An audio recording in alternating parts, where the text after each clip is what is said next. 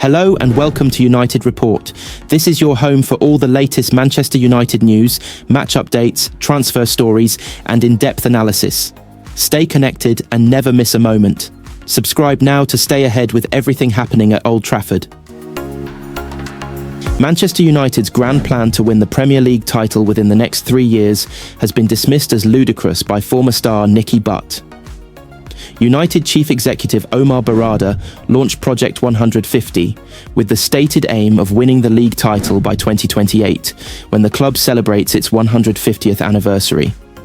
But with United currently languishing in 13th place after arguably their worst season of the modern era, treble winner Butt said the idea of winning the title in 3 years is laughable.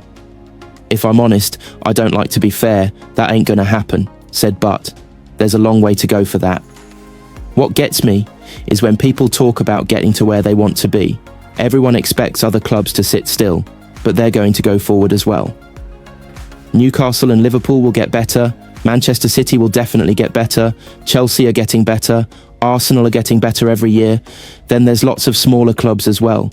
So it's going to be a long way off, and the most important thing is starting off on the right foot and hopefully get this season put to bed, because it's been a disaster. Hopefully we get some plans in place for the stadium, get some new recruitment in, and give Ruben Amorim the right tools to try and at least get a decent team on the pitch." United last won the title in 2013 when Sir Alex Ferguson retired, and Butt added, "I don't think anyone's got a given right to go and win the Premier League. It's got to be a structure, it's got to be a vision, it's got to be a journey that everyone goes on together, including the supporters." Meanwhile, Butt and fellow United legend Ryan Giggs have criticised Sir Jim Ratcliffe for raising ticket prices when the team are performing so badly.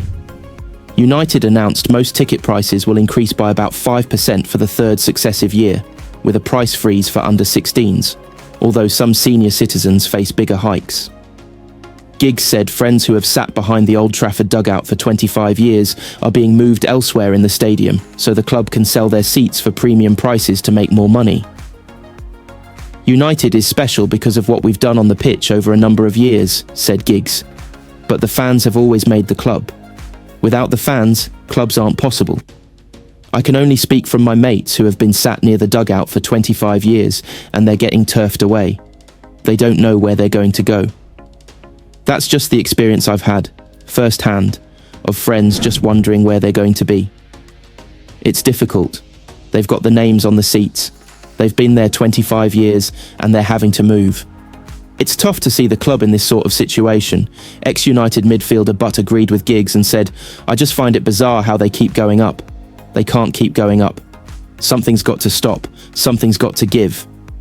They've not got the added fallback of winning loads of trophies, buying the best players, or having a massive budget to go to the transfer window, or that the stadium's great and the transportation around the stadium is great, because everything's not. I see where it's coming from. They're trying to balance the books, quite obviously. But they're punishing the wrong people, in my eyes, to try and balance the books." Bruno Fernandes has revealed he has been forced to change his penalty technique to stay one step ahead of goalkeepers. Manchester United skipper Fernandes is the club's all-time leading scorer from the penalty spot, with 36 to his name, 8 clear of Ruud van Nistelrooy.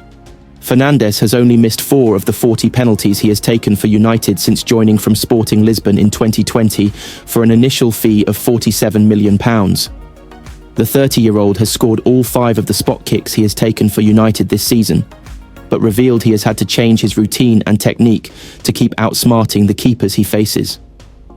"When you take so many penalties, you need to change," said Fernandes. "Also because the goalkeepers start looking at you, study you and everything. So, as they do that, I do the same as them. I study them, I know what they do, what kind of movements they do for all the different penalty takers they are against. I see what their accuracy is against each other, then I get my chance. But all of these things always depend on the moment in the game. I feel more comfortable doing the jump and waiting for the goalkeeper to make a decision. I think it's the more accurate one. But if I have to change it, because I think, by doing that, I'm giving them something extra to save it, I will do it differently, to try to not give anything away to them. You can still miss, but at least you know everything you're doing is for a reason. Obviously, everyone is different, and many of the penalty takers have a certain side. They go there, they choose the side before, they go powerful, and they still score. I don't know. It was something I learned from Fabio Quagliarella at the time I was at Sampdoria. He was always checking with the goalkeepers in terms of what he should do, about the way he kicked and everything. He had a quick run-up and a very powerful shot, but he was always trying to understand the movements of the goalkeeper, and I got that from him. I always want to learn from the best ones. Fernandes revealed he swaps penalty-taking tips with former United teammate and Portugal colleague Cristiano Ronaldo whenever they meet up for international duty. When we go away with the national team, I'm always having chats with Cristiano to understand the way he does it, and we do speak a lot, said Fernandes. He sometimes asks me what I think about the goalkeeper and everything, even Cristiano. If you see now compared to the past, if I see Cristiano's penalty against Chelsea in the final of the Champions League in 2008, and the ones he has taken after that, he's changed his way of kicking. Now he's changing again, so you always have to adapt yourself to the game. Because things change quickly, people get to know you better and better, so sometimes you need to do something different. If you ask anyone in the world who you would choose to take your penalty after 90 minutes to save your life or whatever, most people will say Cristiano, because they know in that kind of moment he's decisive and it works. If Cristiano is one of the best penalty takers in the world and he's changing, why shouldn't I do the same? Why shouldn't I improve myself and try to do different things? Manchester United have reportedly begun initial talks with Napoli over the potential sale of Rasmus Højlund in the summer transfer window. Højlund has struggled with the expectation thrust upon him after he joined United in a £72 million transfer from Atalanta in August 2023 and could leave at the next opportunity. The 22-year-old striker had gone 21 games without scoring before finding the back of the net in the comfortable 3-0 win over Leicester on Sunday. He has 24 goals in 82 goals altogether for the club, but was called out by United co-owner Sir Jim Ratcliffe as being indicative of the kind of overspending he wants to eradicate. If you look at the players we are buying, that we didn't buy, we're buying Antony, we're buying Casemiro, we're buying Andre Onana, we're buying Højlund, we're buying Jadon Sancho, Ratcliffe told BBC Sport recently. These are all things from the past. Whether we like it or not, we've inherited those things and have to sort that out. It seems United could be tempted to sort out Højlund this summer, with La Gazzetta dello Sport reporting that Napoli have made contact over the Danish international. United have reportedly set an asking price of €60 million, 50 million for the striker, who is under contract until June 2028. Napoli are keen to bring in reinforcements up front, with Kavica Kvaratskhelia having left for Paris Saint-Germain and Victor Osimhen out on loan at Galatasaray and extremely likely to be sold in the summer. Højlund has been identified as a possibility alongside Udinese striker Lorenzo Luca, who would represent a cheaper alternative at around €35 to 40 million, 29 to 33.5 million pounds.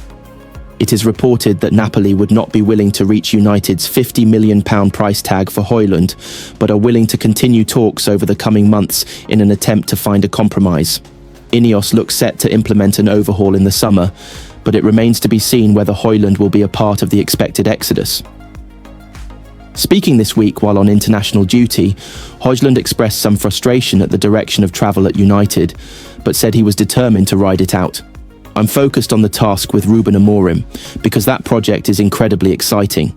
But Erik Ten Hag was of course one of the reasons why I moved to Manchester United, he told the press. He was doing something good and was a talented coach, but it didn't work out. And that's how it is. I'm still very happy to be at Manchester United. It's the club I've always dreamed of playing for. And I'm really happy for Ruben. He's a cool character and a cool person. Giovanni Quenda's desire to play as a winger rather than a wing-back was one of the factors in his decision to join Chelsea. Sporting Lisbon have now confirmed that Quenda, 17, has agreed a shock switch to Stamford Bridge, though he will remain in Portugal with Sporting for the 2025-26 campaign before making the jump to the Premier League. Quenda will be joined at Chelsea by 20-year-old defensive midfielder Dario Isugo, who will link up with Enzo Maresca's side in the summer. The deal for both players is believed to be worth around £62 million. After breaking into Sporting's first team as a teenager under Ruben Amorim, it was no secret that the Portuguese coach was interested in working with Quenda again at Manchester United. However, Quenda favoured a move to Chelsea over United as he wants to play on the wing, rather than as a wing-back. Amorim's preferred 3-4-2-1 formation deploys wing-backs rather than wide forwards, and its merits have already been debated since his appointment back in November. Quenda will instead compete with a host of established wide men for a spot in Chelsea's team after completing one final season as a Sporting player. Unfortunately for Manchester United and Amorim, Chelsea's capture of Quenda could leave them with another headache as the Blues weigh up whether to renege on their agreement to sign Jadon Sancho permanently. The former Borussia Dortmund star was frozen out at United before joining Chelsea on loan in the summer in a deal which included a £25 million purchase obligation. It has since emerged that Chelsea do have the option to pay a penalty fee instead of signing Sancho on a permanent basis, and they are now said to be considering whether or not to take that financial hit, given Quenda's arrival in 2026 will leave them with an embarrassment of options to play on both flanks. Sancho, 24, made a bright start to life at Chelsea, but has only registered 2 goals and 1 assist since the end of September. He has made 23 appearances in the Premier League for the Blues, starting 16 games in total.